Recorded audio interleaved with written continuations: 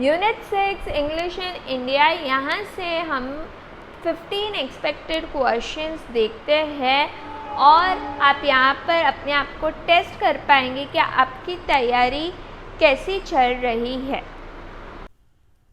आइए देखते हैं question 1। Which college was set up by Lord Wellesley for training civil servants of the East India Company in India. अब यहाँ पर ये बहुत स्ट्रेट फॉरवर्ड आंसर है। यहाँ पर करेक्ट आंसर है फोर्ट विलियम कॉलेज। ठीक है, ऑप्शन सी यहाँ पर करेक्ट है। फोर्ट विलियम कॉलेज, जिसे कहा भी जाता है कॉलेज ऑफ फोर्ट विलियम, इसके बारे में कुछ ऐसी जानकारी मैं दे रही हूँ ताकि आप आने वाले यूजीसी नेट में आप ज़रूर याद रखें। सबसे पहली चीज़ आपको पता होनी चाहिए कि ये एक एकेडमी है ऑफ ओरिएंटल स्टडीज़ और साथ ही साथ ये एक सेंटर ऑफ लर्निंग है। फोर्ट विलियम कॉलेज की फाउंडेशन हुई थी on 18 August 1800 by Lord Wellesley. उस टाइम पर लॉर्ड वेलेस्ली गवर्नर जनरल थे of British India. Fort William college जो कॉम्प्लेक्स है वो बिल्ड है इन कैलकाटा, मतलब सिचुएटेड है इन कैलकाटा। अब इसका जो मेन मोटिवेशन था वो ये था कि ये फोर्ट विलियम कॉलेज शुरू इसलिए किया गया ताकि ट्रेन कर सके यूरोपियन एडमिनिस्ट्रेटर्स को। कुछ इम्पॉर्टेंट बातें हैं जो आप याद रखना आने वाले यूजीसी नेट एग्ज़ाम के लिए। आइए देखते हैं क्वेश्चन 2।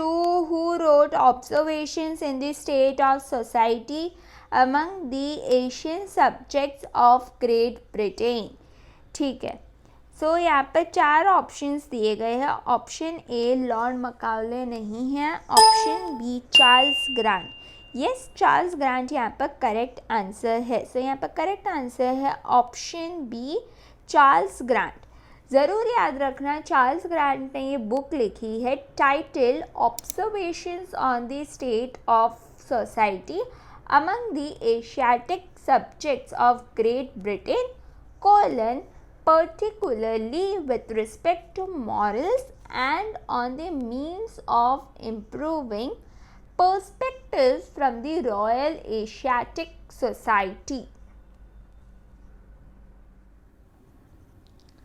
आइए देखते हैं question 3। Who wrote the letter to Lord Amherst asking for introduction of English in Indian education.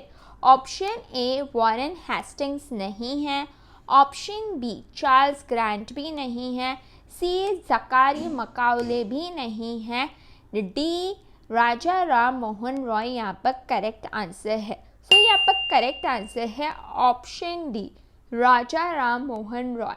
अब आपको पता होना चाहिए कि राजा राम मोहन रॉय ने ये लेटर लिखा था इन ईयर 1823। आइए देखते हैं question 4। The year in which 3 universities were established in Bombay, Madras and Calcutta for higher education of Indians was. ठीक है, अब यहाँ पर जो करेक्ट आंसर है वो है 1857। अब आप पूछोगे क्यों करेक्ट है, तो मैं आपको इसके पीछे का रीज़न भी बताती हूँ।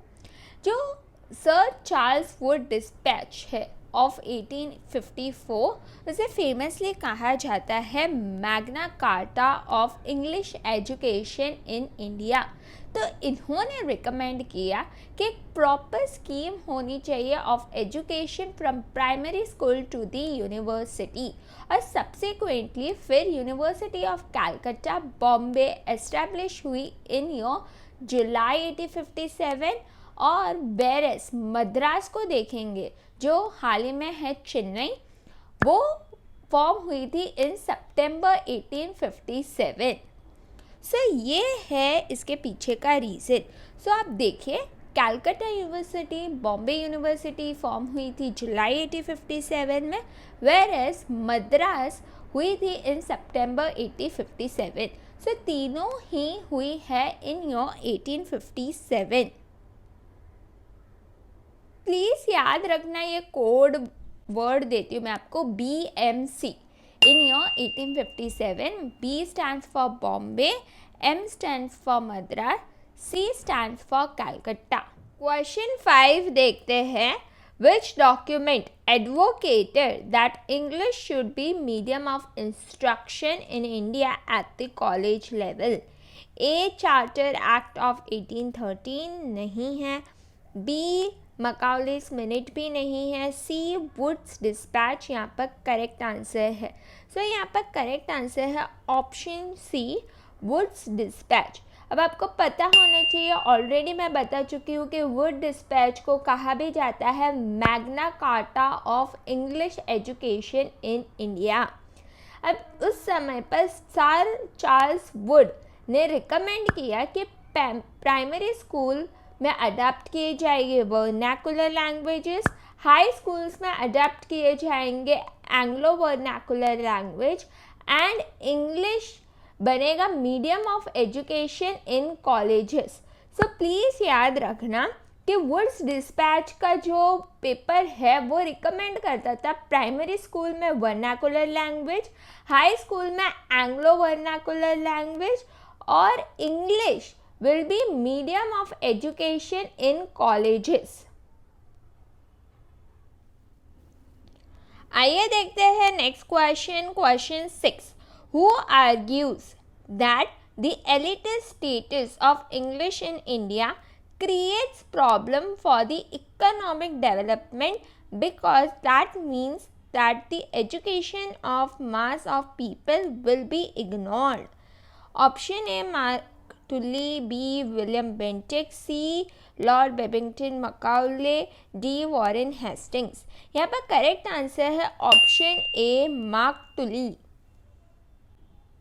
Next question, question 7. What was the gist of Sadler Commission report of 1872? ठीक है, अब सैडलर कमीशन मतलब कलकत्ता यूनिवर्सिटी कमीशन की बात ये कर रहा है. तो देखते हैं. A. By and large, education in the bhashas is good for Indian students.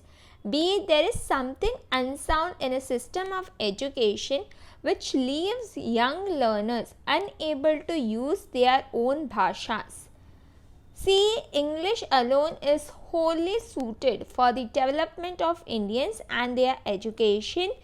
D. Nothing will equal English in modernizing the Indians in future. A Sadler commission जो चेयरमैन माइकल सैडलर के अंदर बनाया गया था उसके अकॉर्डिंग ऑप्शन बी यहाँ पर correct है. There is something unsound in a system of education which leaves young learners unable to use their own भाषास. ऑप्शन बी यहाँ पर करेक्ट है.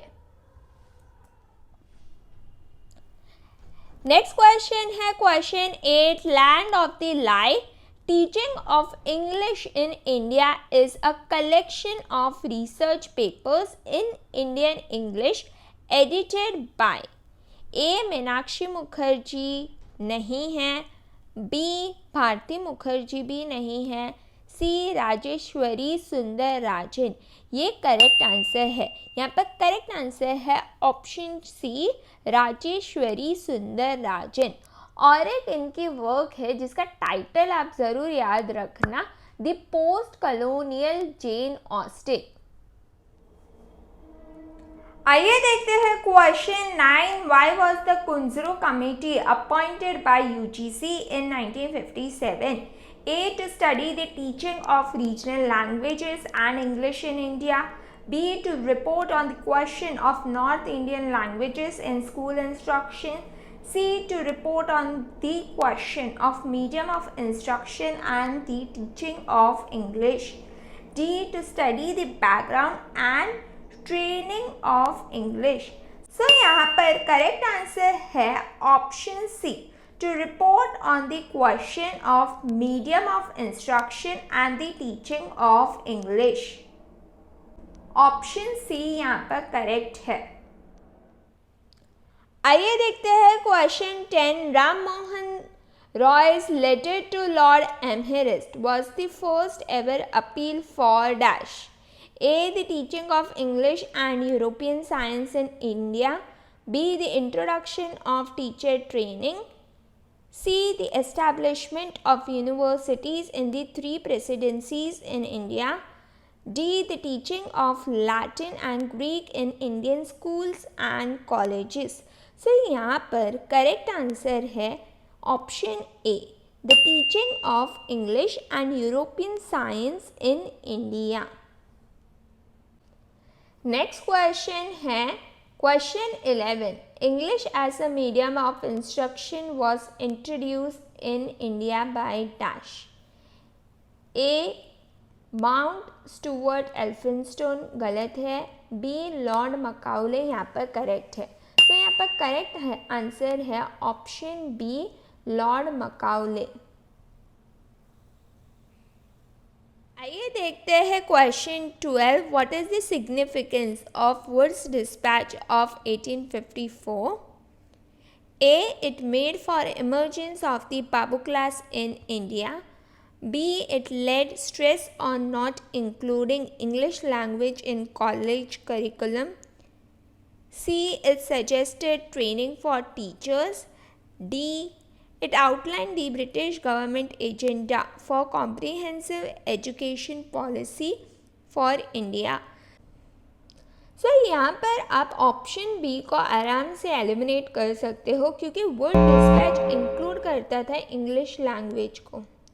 फिर सी है it suggested training for teachers, ये है एल्फिंस्टन रिपोर्ट का पार्ट. सो बी और सी हो जाते हैं एलिमिनेट. सो यहाँ पर करेक्ट आंसर है D, it outline the British government agenda for comprehensive education policy for India. Option D यहाँ पर करेक्ट है. नेक्स्ट क्वेश्चन है question 13. What do you understand when you say that English affords social mobility in India? Option A. English will afford societies to prosper and indirectly help people to prosper in mobility. B. English is seen as an important and efficient access route to middle classes and geographical mobility. C. Social mobility depends upon the language competence of its users throughout the world. D. Social mobility is an attribute language teachers canvass for English no matter where they teach the subject. So यहाँ पर correct answer है option B. English is seen as an important and efficient access route to the middle classes and geographical mobility. Option B यहाँ पर correct है. Question 14. Who were the Anglicists in the debate on the subject of English education in the 19th century India? Option A. Those who were scholars of English. B. Those who swore by English education. C. Those who wanted to learn English. D. Those who opposed Orientalist discourse. So यहाँ पर correct answer है option B, those who swore by English education. अब एंग्लिकिस्ट का opposite है orientalist, याद रखना. अब मैं चाहती हूँ क्वेश्चन 15 आप खुद सॉल्व करें और कमेंट सेक्शन में कमेंट करें. मैं पिन कर दूँगी आंसर और डिस्क्रिप्शन बॉक्स में भी आंसर लिखा हुआ रहेगा, तो प्लीज़ चेकआउट कर लेना. पर हाँ, क्वेश्चन 15 का आंसर कमेंट बॉक्स में ज़रूर डालना. So yes, which of the following statements is not correct? A. The norm of standard written English are maintained by an international organization in the United Kingdom. B. English is the third largest language by a number of native speakers after Mandarin Chinese and Spanish. C. English is the most commonly spoken language in the world if one combines native and non-native speaker. D. English is one of the 6 official languages of the United Nations. इसका answer ज़रूर से comment करना कि कौन सा यहाँ पर correct answer है, ऑप्शन ए, बी, सी या डी. आंसर जैसे मैं बोला डिस्क्रिप्शन बॉक्स में अवेलेबल होगा या तो मैं नीचे पिन कर दूँगी। I hope you found the video helpful. आने वाले UGC नेट एग्ज़ाम के लिए आपको ऑल द बेस्ट। आप प्लीज़ मेरे वीडियोस देखिए और इन्फॉर्मेशन हासिल कीजिए। Thanks for watching.